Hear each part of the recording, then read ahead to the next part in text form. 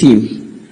So, Your Excellency, when I was not able to get some immediate assistance from you, this is the team that came and stood very, very strongly and ensured that we would travel to Germany, go in shifts. The children would go in shifts. I would also like Amanda. Amanda, please step forward. Amanda is my first cousin. Her mother is named Rachel. Rachel was named after her mother. And she was always with the chairman. I think she knows more stories about him than I do, because they used to have a lot of discussion sitting out there in the garden. Thank you, Amanda. And that made it very easy to have the eulogy. It came out in a day of his passing. This other team, step forward. I don't see Ken here. This team, God bless them. Langat, step forward. Langat came in as a casual and eventually was trained to be our worker. He was literally almost the right hand of the chairman. They used to chat together, and when we felt the nurses were not giving us the best of treatment, Langat was trained and he literally took care of the chairman. The chairman loved him, and today him and Chris stepped forward.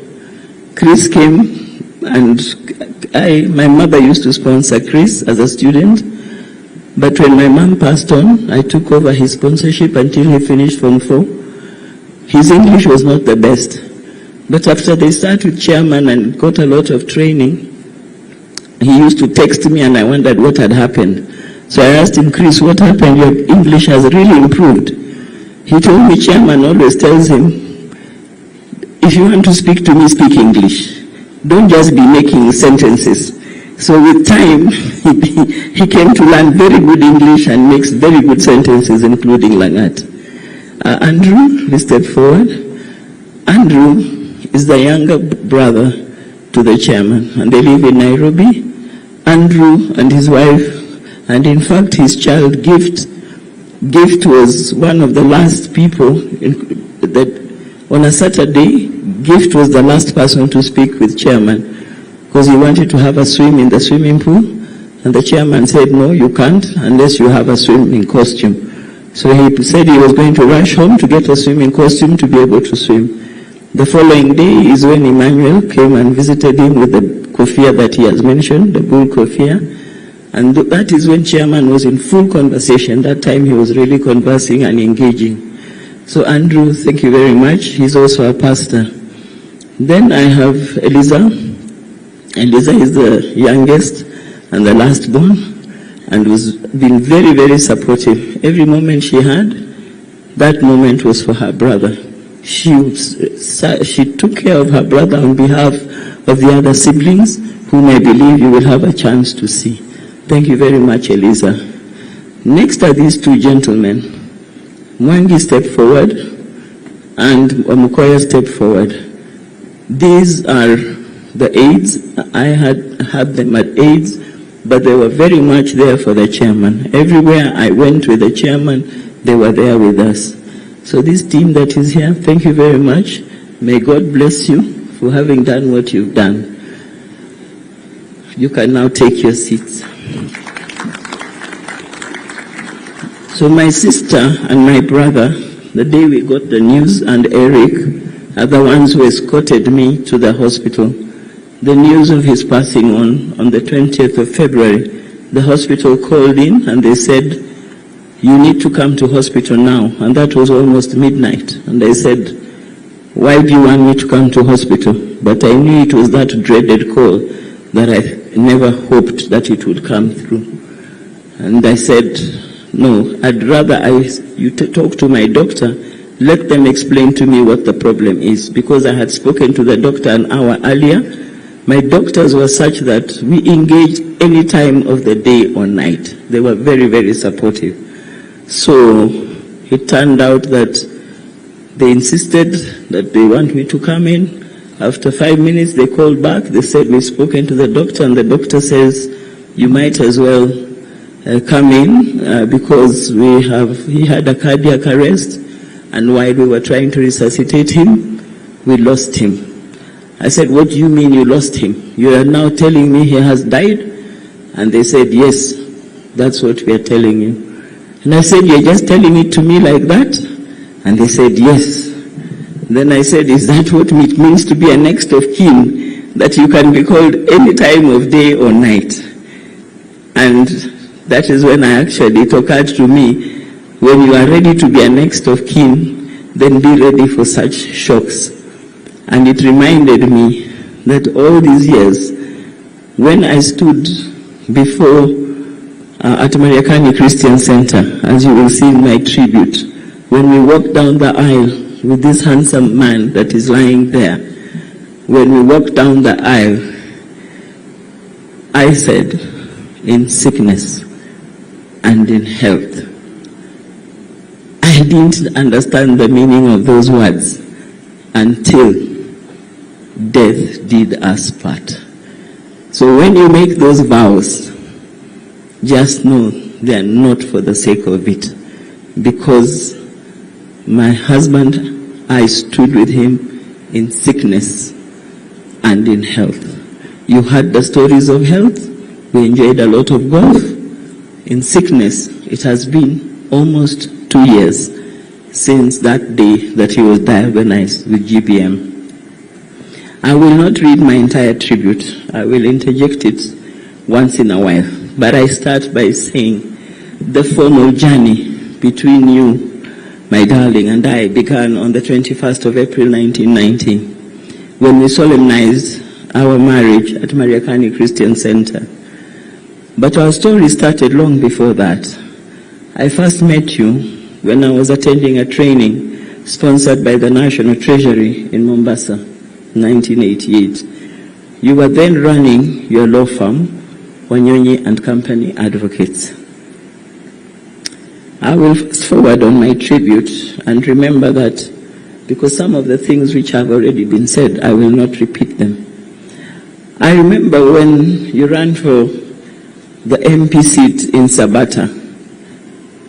Saboti, sorry. I said Sabata because Rachel said Sabata. In Saboti, Trans Nzoia. You were adamant that I accompany you to the campaign rallies, but I resisted, wanting to focus on our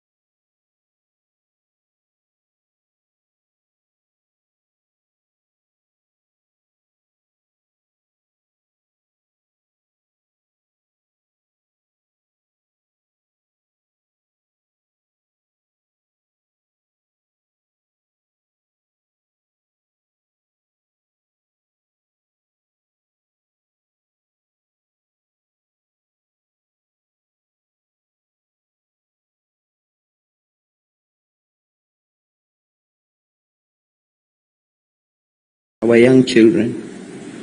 Notified to go back around 2 a.m. When we went back, the tallying did not continue. He simply announced the result. Of course, we had lost with a very small margin.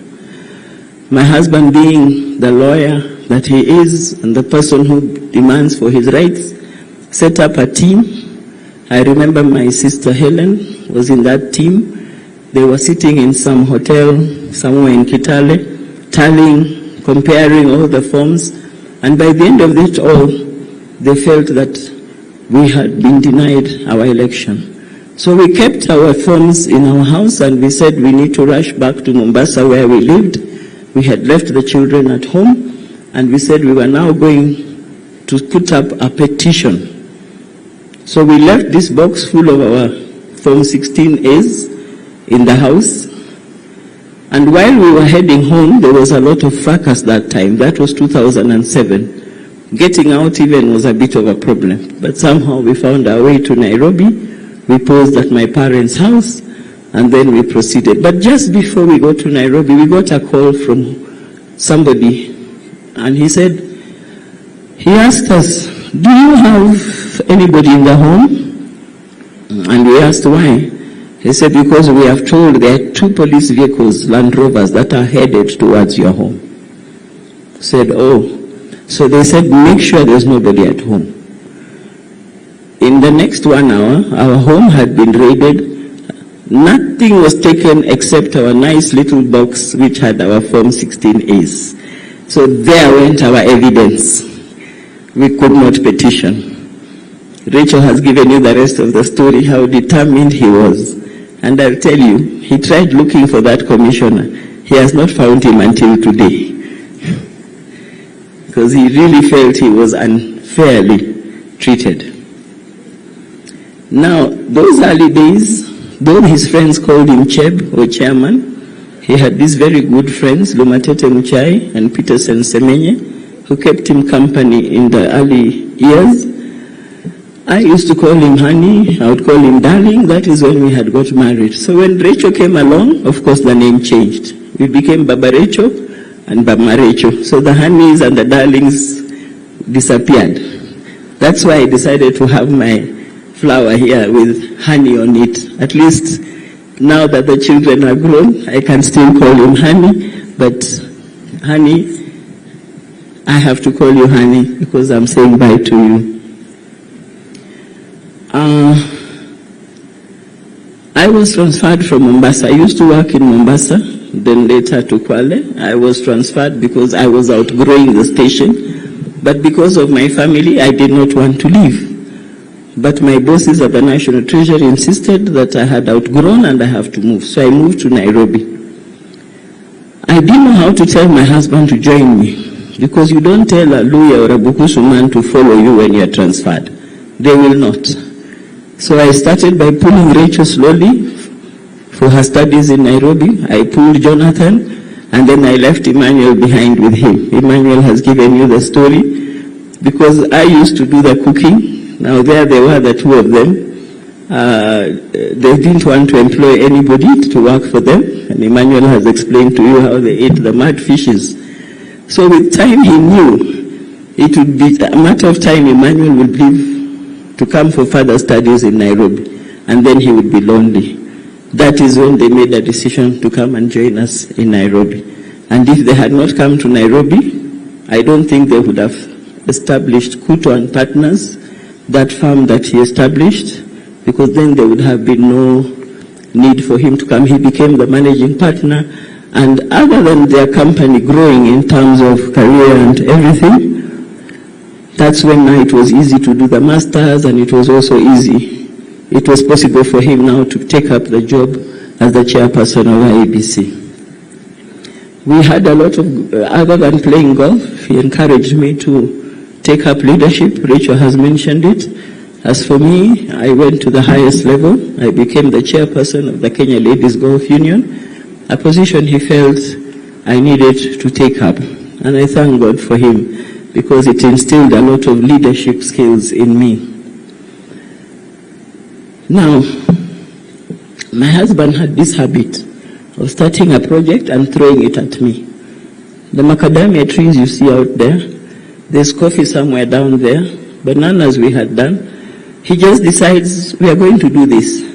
And then along the way, he says, now you run with it.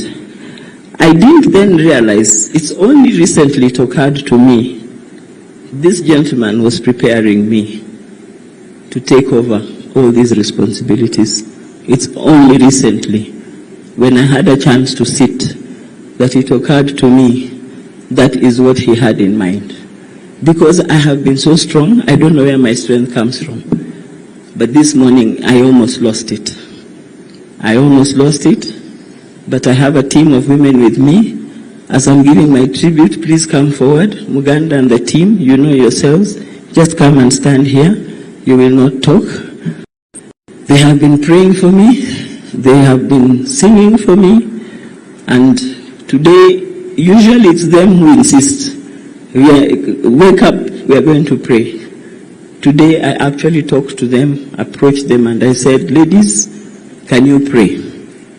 And they prayed. So I was being prepared. Now, my husband is a very generous person. Every birthday, as you have heard in our family, was celebrated. Those younger days, I used to get jewelry for gifts, necklaces, chains, earrings. But as time went by, that changed to buying me phones. The latest iPhone, I'm not an iPhone person, I would go for Samsung. Until now, I'm still a Samsung. But to him, the iPhone was the phone, because he felt he needed to give me the best. I will talk about his surgery.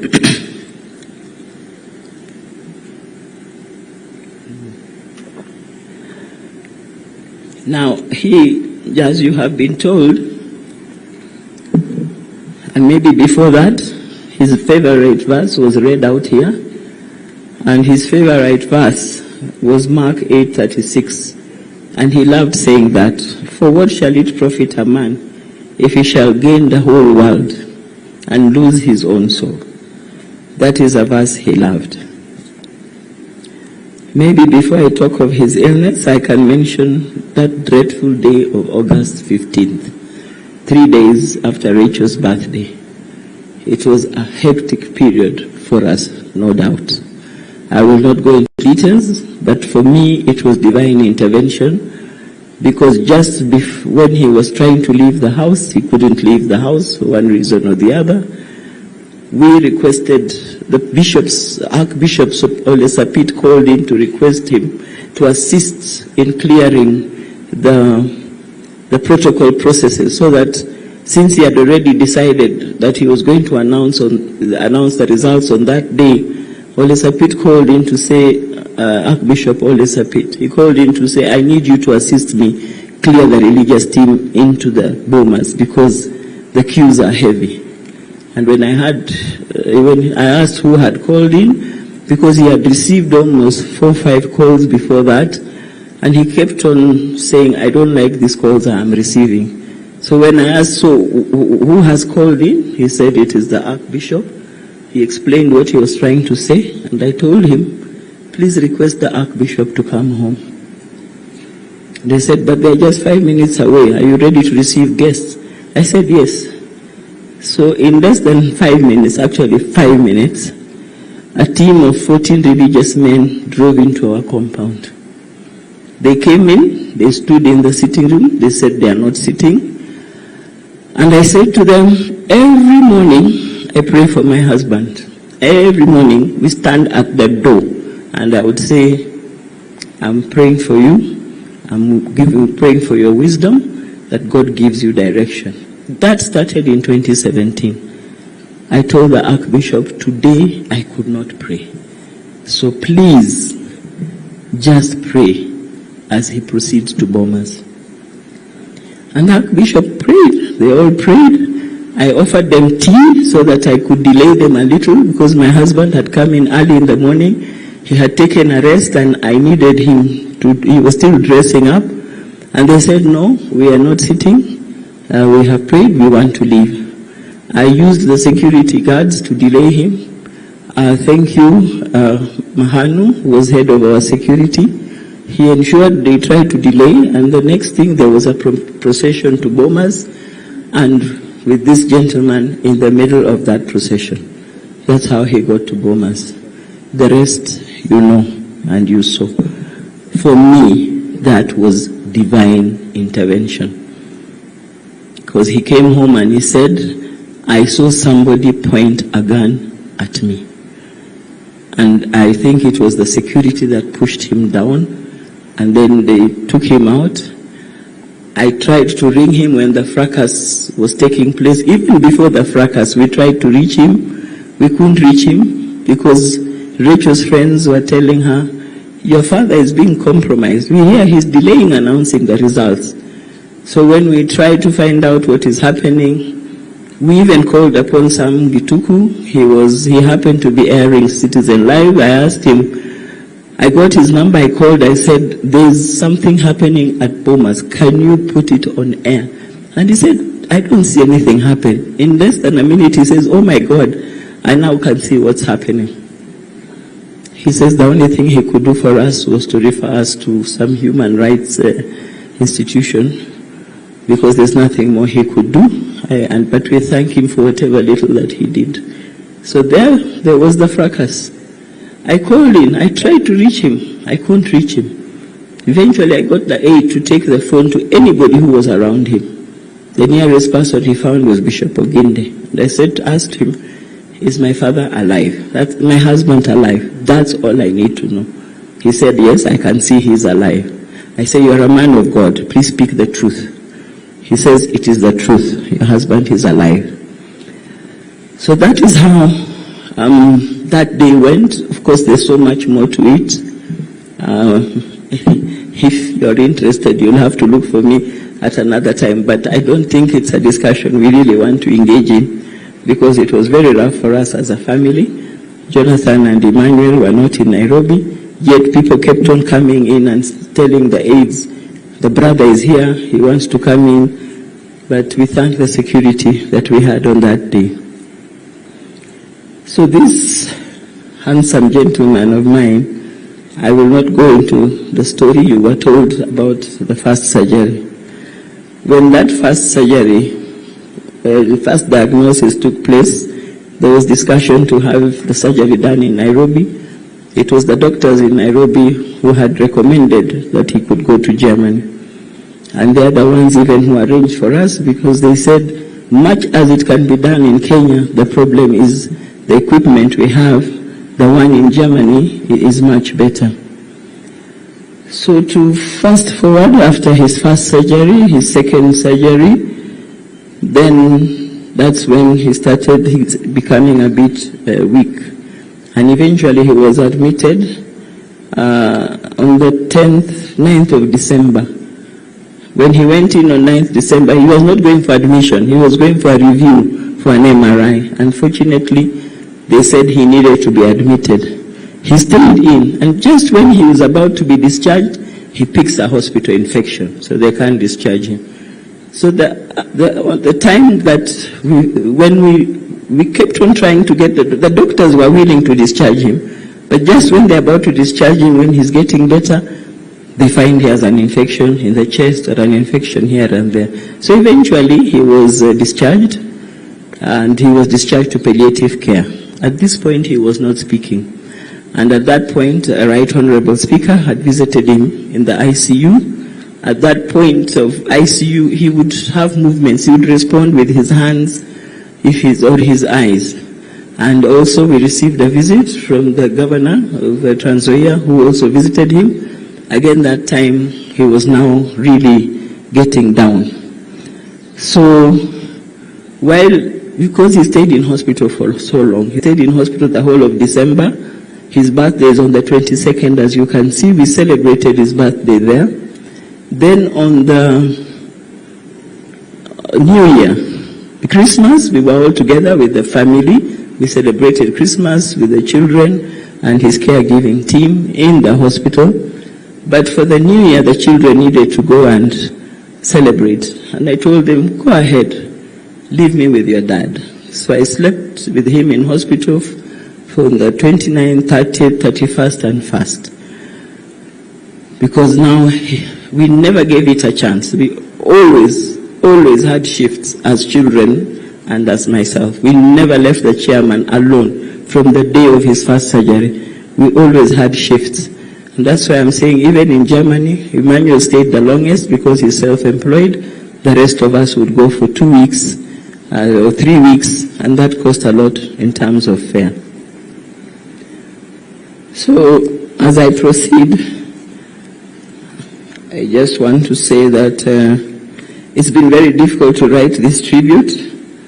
It's not easy to put it together, but I can't say so much.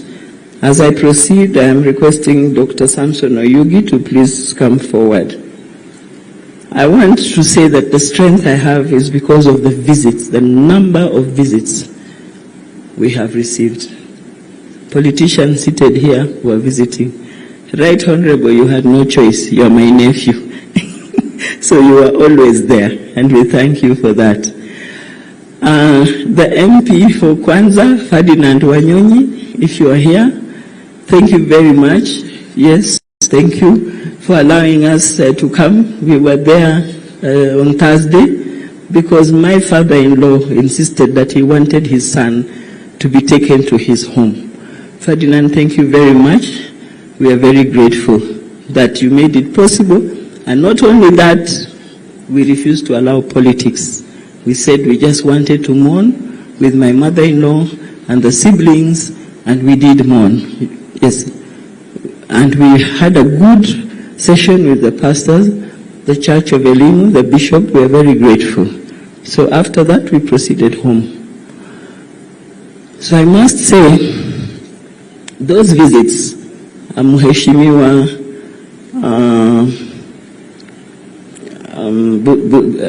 Busai, you were with us. You gave us a good reception. You've been with us.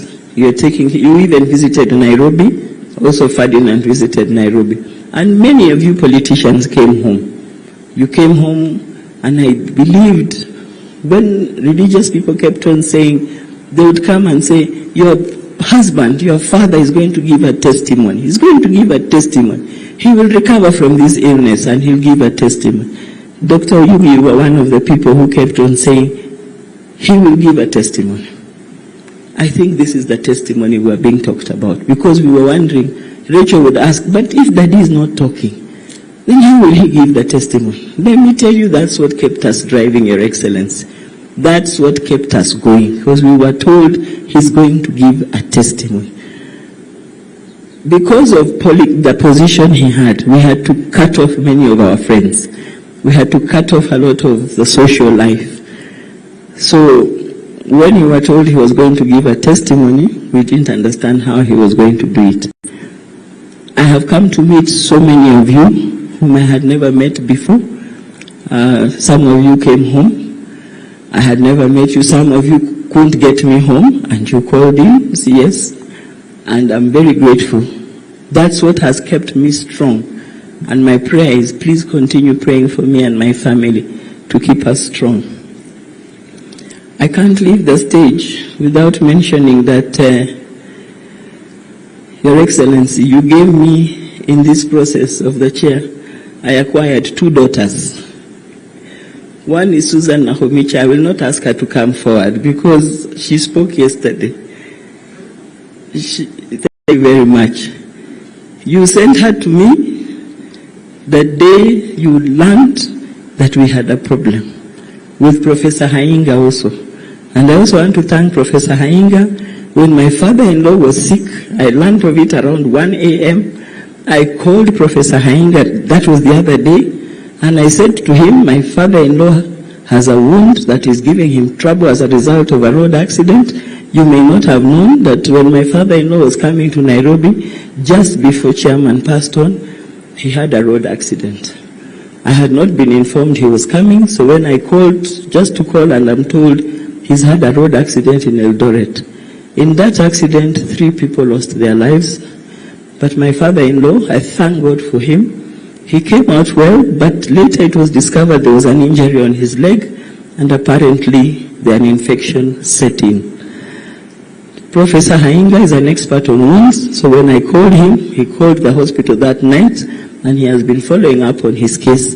And he assured me that he spoke to the surgeons of Cherengani, and he's comfortable with the kind of the quality of the doctors that were there. So thank you, my daughter. Social media gave me to her. It's the only thing social media has done to me, positive, to give me a daughter. The rest of the time they have bashed us, they have attacked us. But there's one thing Chairman said to us: ignore those people, just ignore them. They've killed him so many times. In fact, every time I get so many calls coming in, I know social media has killed my husband.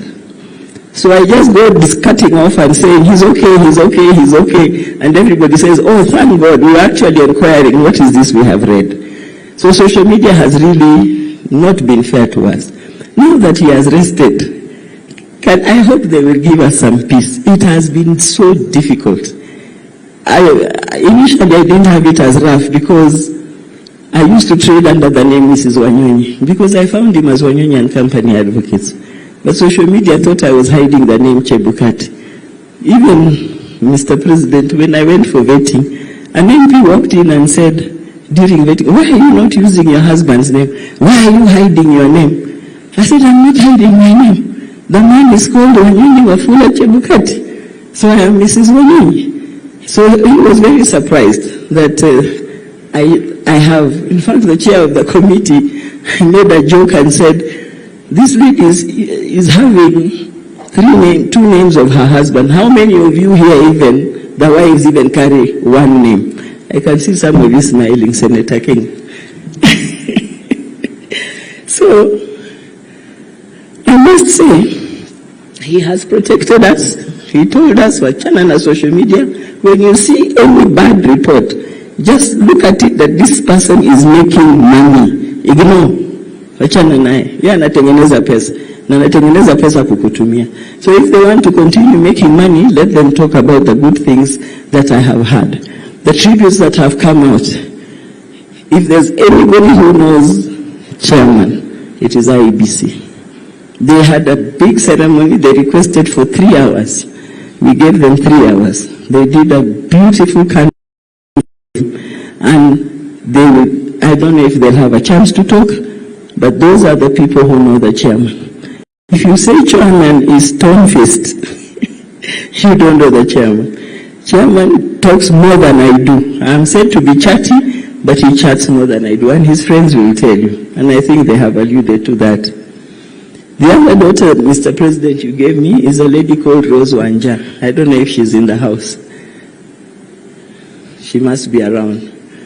Rose Wanja started the journey of taking the chairman to Germany. She's the one who organized our trips and ensured that we got to Germany. When we came back the second time round, Your Excellency, I don't know whether she was the one to do it, she came in and she assisted. In addition to the team that you had at the office of the President. So, I will take this opportunity to also thank the doctors who started the journey, Dr. Warshaw, Dr. Qureshi, or Mr. Qureshi, Dr. Magoha, Dr. Kiare, Dr. Silverstein, and Dr. Kahuho. These people came out for him. Even when we were giving up, they were giving up. It is us who encouraged them, and they came back. And they kept on saying, it is you people who have made us what we are in terms of chairman. Because chairman was resilient. He decided he will remain strong. He did not respond the way other patients respond. And the doctors were very surprised. And they attributed that to the backup that he was getting from home, which is true. We stopped at nothing, nothing. And that's where I can thank my commission of revenue allocation and the staff, because sometimes I would have to adjust programs if we were supposed to travel far. I would insist, no, can we have these meetings in the boardrooms? So they sacrificed their per diems so that I could have meetings in headquarters. I really thank them. I cannot sit down without thanking the Honorable Speaker.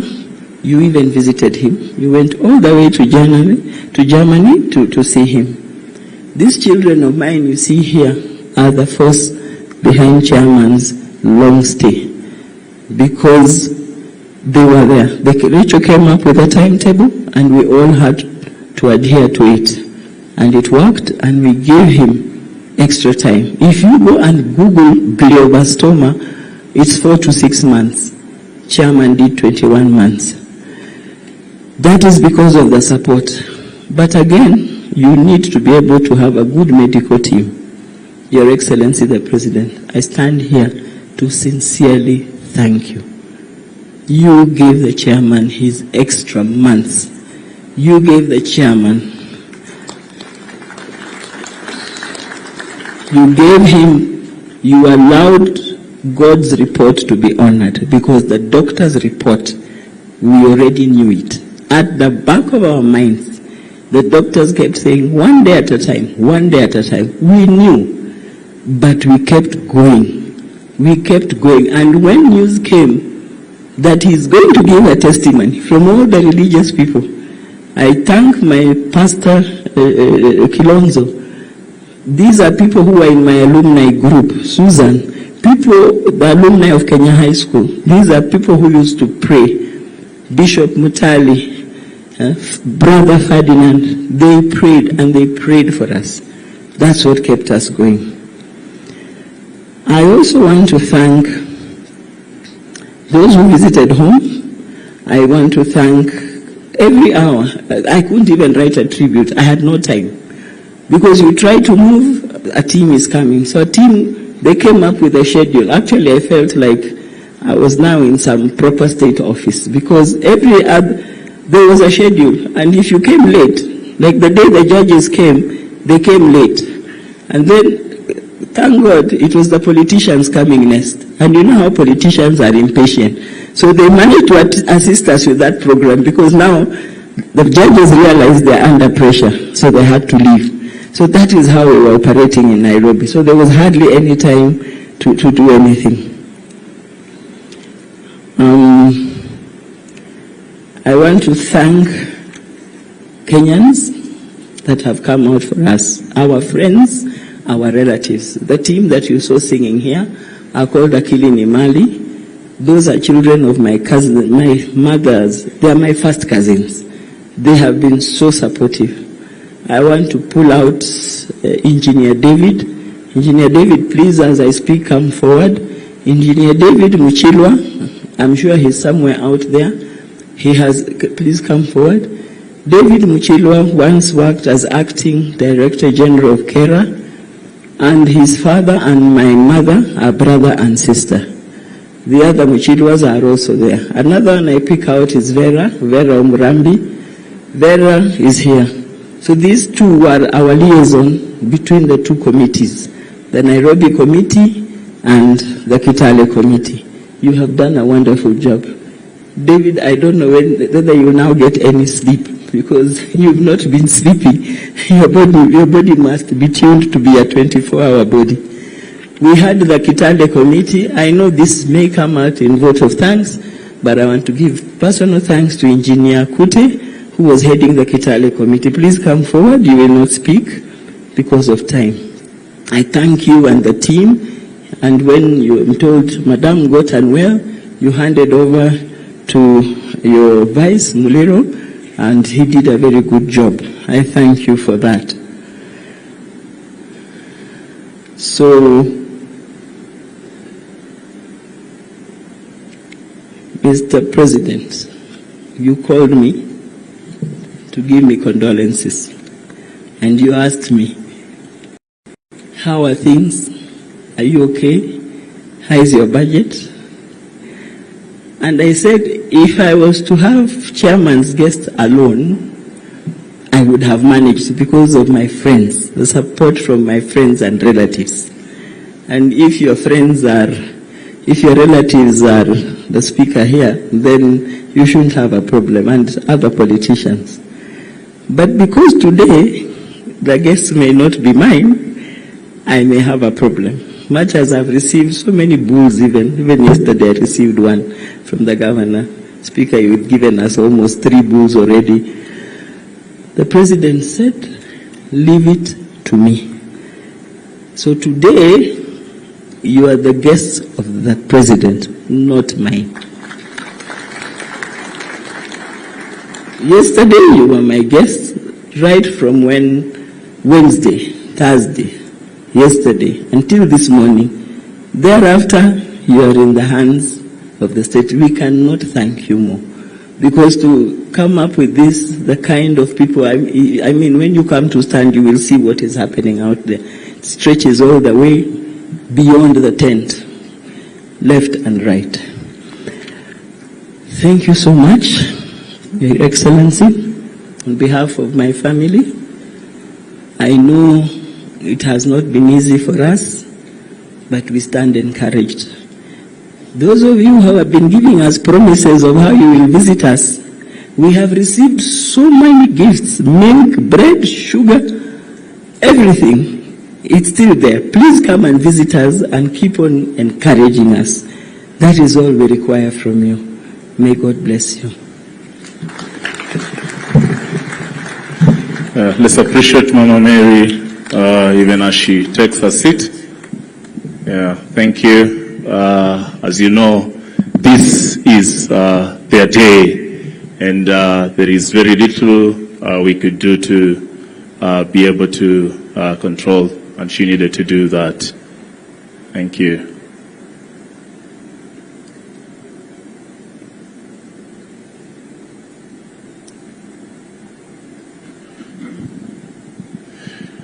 Your Excellency, I want to beg your indulgence and with your special permission to allow us to do 2 items of this service, Your Excellency, because this is a church service and we need to hear the sermon and we also need to make an offering. Do I have your permission, Mr. President? Thank you, sir. Thank you so much. The President has given us a VAT of a few minutes to be able to run the other bit of the service, so the pressure that I've been receiving here, I think should be able to reduce before we bring in the state. And so at this juncture, we want to collect the offering, and just to state it very clearly, as Christ is the Answer Ministries, any collection done in such a service goes directly to the family. So we don't touch it, we don't count it, we don't look at it, we leave it to the family. And so I will invite those ushers that are helping us to be upstanding. I will ask the choir to give us a song